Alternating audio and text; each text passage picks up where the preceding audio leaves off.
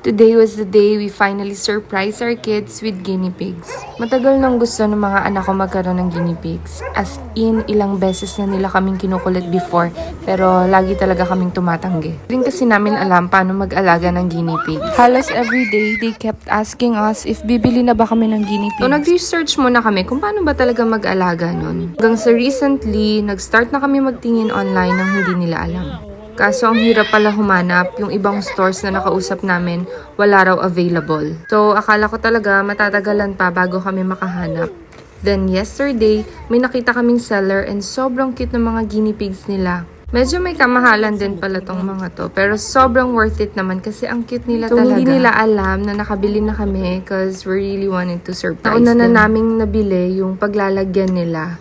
Wala silang idea na ready na lahat. So, nung dumating yung delivery, sobrang shock talaga sila. As in, kitang-kita mo yung excitement nila. Pair pala yung binili namin. So, isang male, isang female. One of the reasons din kaya napabili na ako is because sabi nila, guinea pigs are one of the more manageable pets when it comes to cleanliness. And yun din talaga yung worry ko kasi before, baka umamo yung bahay. But as long as nalilinisan and maintain yung area nila, okay naman daw.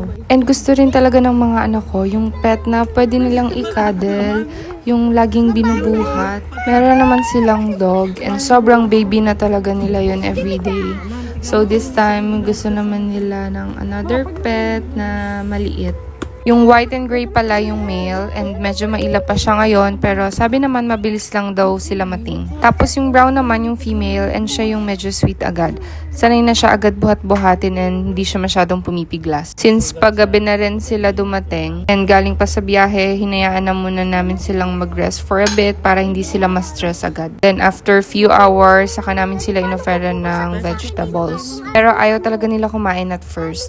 So, na-realize namin na baka masanay pa sila sa pellets kaysa vegetables.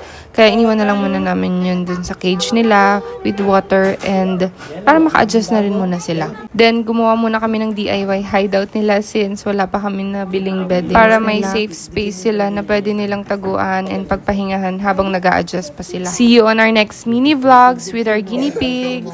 Bye!